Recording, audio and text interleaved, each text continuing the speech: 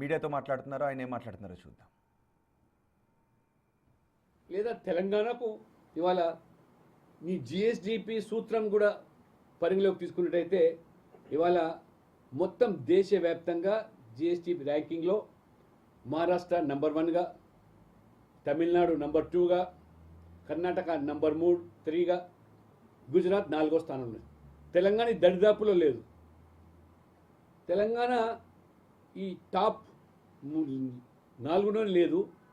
అటువంటిది ఈ సూత్రం వల్ల లాభపడేది మహారాష్ట్ర, గుజరాత్ల, తెలంగాణ తెలిసి మాట్లాడుతున్నారా, తెలియక మాట్లాడుతున్నారా, ప్రజల అమాయకులని చెప్పి మీరు ఈ రకంగా మరి వ్యవహరిస్తున్నారా?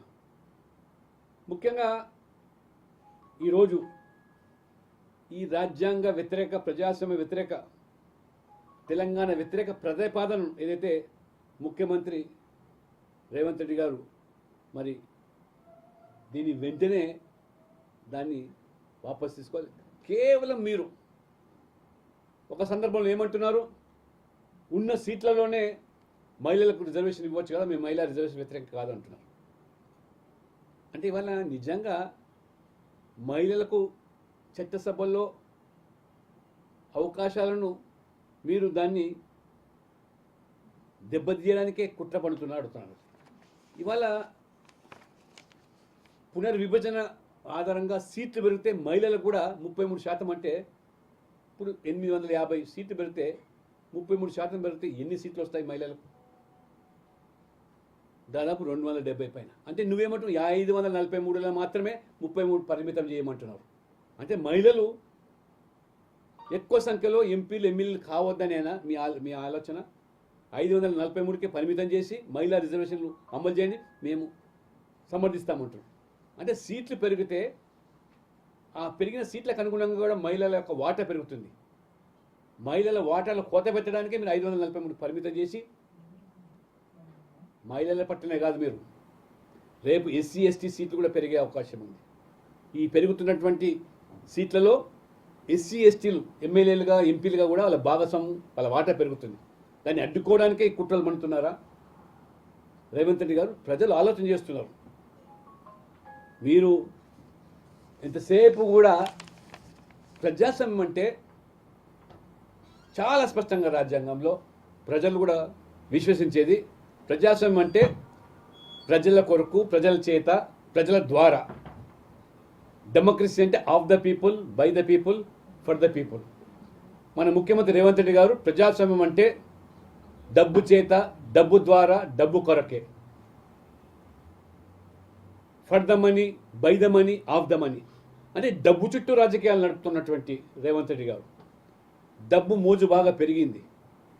డబ్బుదానే రాజకీయాలు చేయాలనుకుంటున్న రేవంత్ రెడ్డి గారు ఆర్థికంగా పరిపుష్టంగా ఉన్నటువంటి ప్రాంతాలకే మీరు ఎక్కువ సీట్లు ఇవ్వమని చెప్పడం అంటే డబ్బును కేంద్రంగా చేసి ఇవాళ మీకు బాగా అలవాటు అయిపోయింది.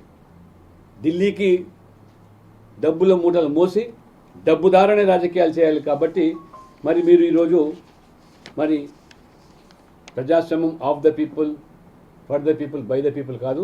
ఇవాళ డెమోక్రసీ అంటే by the money, for the money, of the money ఇక మార్చేస్తున్నారు మీరు. ఇవాళ అంబేద్కర్ గారు చాలా స్పష్టంగా ఒక వ్యక్తి, ఒక ఓటు, ఒక విలువ, ఒక వ్యక్తి, ఇది పార్లమెంటు ప్రజాస్వామ్యానికి పునాది. కానీ ఇవాళ దాన్ని తిరిగేసి ముఖ్యమంత్రి రేవంత్ రెడ్డి గారు డబ్బున్నటువంటి వాళ్లకు ఓటు విలువ ఎక్కువ, కాబట్టి సీట్లు ఎక్కువ అనే కొత్త ప్రతిపాదన హాస్యాస్పదంగా ఉన్నది. నవ్వుకుంటున్నారు. ఇంత ఒక శాస్త్రీయ పద్ధతుల్లో ఏ ప్రాంతానికి, ఏ వర్గానికి అన్యాయం జరగకుండా న్యాయం చేస్తూనే మహిళలకు చట్టసభలో రాణించడానికి వారు 30 సంవత్సరాలుగా మీరు మహిళా బిల్లును మీరు అధికారంలో ఉన్నప్పటికీ రాజ్యసభలో ఆమోదం పొంది లోక్సభలో పెట్టకుండా ఏదైనా తప్పించుకున్నారు. అంటే మహిళల పట్ల ఎందుకు ఇంత వివక్షత? మహిళలు అంటే ఎందుకు మీకు అంత వాళ్ళ ఎలర్జీ? మహిళలే కాదు, ఎస్సీ ఎస్టీలు కూడా ఇవాళ ఎస్సీ ఎస్టీ సీట్లు కూడా పెరిగే అవకాశం ఉంది అసెంబ్లీలలో, పార్లమెంట్లో.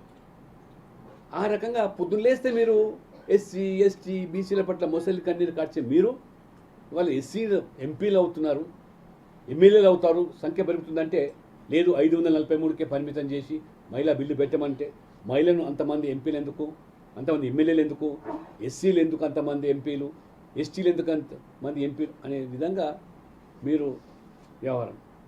పైపెచ్చి వాళ్ళ ఇంత మంచి నిర్ణయం తీసుకున్న ప్రభుత్వాన్ని స్వాగతించి పార్లమెంట్ సభ్యులు రేపు బిల్లును సమర్థించాల్సి పోయి ఈ రకంగా బోడిగుండుకు మోకాలకు లెంక పెడుతున్నారు.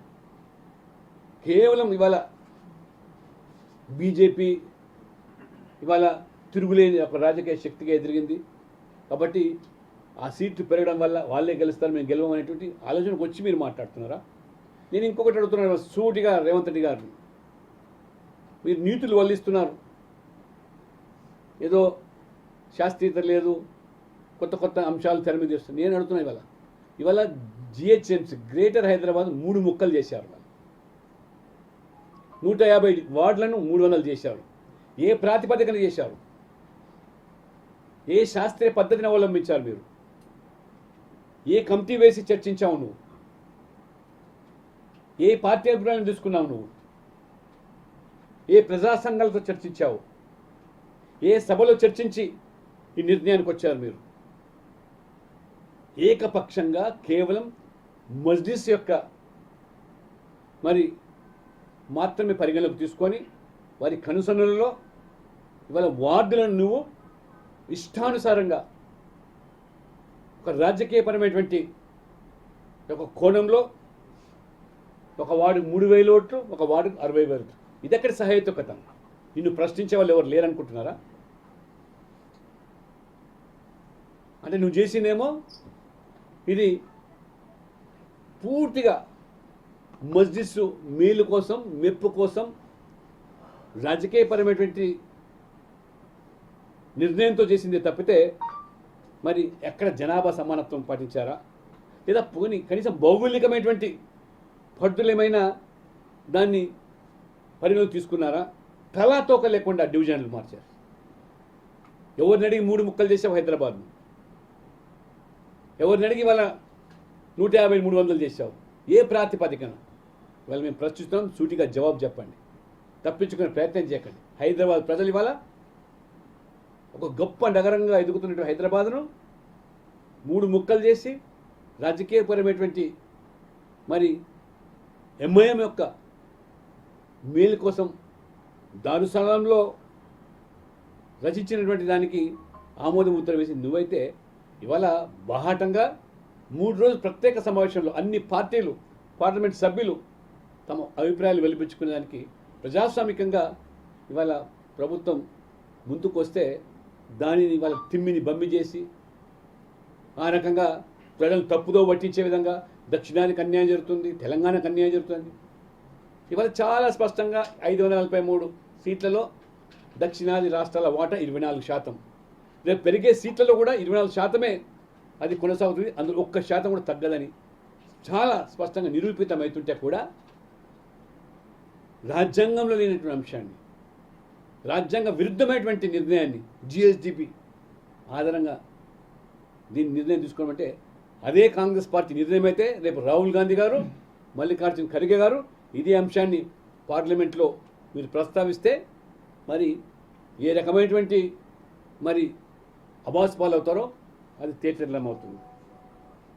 కాబట్టి ఇప్పటికైనా పార్లమెంట్ సభ్యులు మరి వివేకంగా ఆలోచన చేసి మహిళలకు వచ్చే అవకాశాన్ని గండి కొట్టకుండా ఎందుకు 850, 543 చేయండి, ఎందుకు అంతమంది ఎంపీలు, ఎమ్మెల్యేలు, మహిళలు, ఎస్సీ, ఎస్టీలు దాన్ని కుదించండి అనే రీతిలో మీరు మాట్లాడుతుంటే ఖచ్చితంగా ఇదంతా కూడా దేశ ప్రజలు గమనిస్తున్నారు. ఇప్పటికే అబాసుపాలైనారు కాంగ్రెస్ పార్టీ బుద్ధిగా సమర్థించేటువంటి కొన్ని పార్టీలు కూడా వారు కూడా మరి కాంగ్రెస్ నమ్ముకుంటే గోతులే పడే ప్రమాదం ఉందని చెప్పి కూడా నేను హెచ్చరిస్తాను. సార్ ఇప్పుడు ఇవి ఏ జనాభా లెక్కల ప్రకారం చేస్తున్నారు సార్? ఇప్పుడు ప్రస్తుతము జనాభా అనేది 2011 అనే ప్రశ్న ఎందుకు వచ్చిందంటే రేపు ఎస్సీ ఎస్టీలకు రిజర్వేషన్లు చేసేటప్పుడు ఏది ఎస్సీ చేయాలా ఏది రిజర్వేషన్ ఎస్టీ కావాలన్నప్పుడు 2011 జనాభా పరిగణలోకి తీసుకుంటారు తప్పితే ఇది జనాభాతో నిమిత్తం లేకుండా ఇది ఉన్నటువంటి సీట్లకు ఆ నిష్పత్తికి అనుగుణంగా ఆ శాతాన్ని పెంచి న్యాయం చేయాలని. జనాభాకు అనుగుణంగా తీసుకుంటే 2026 జనాభా తీసుకుంటే అది ఆలస్యం అవుతుంది. 2029 ఎన్నిక సో డీలిమిటేషన్పై తెలంగాణ ముఖ్యమంత్రి రేవంత్ రెడ్డి అనవసరమైన భయాలను ప్రజలు కలిగిస్తున్నారని చెప్తున్నారు.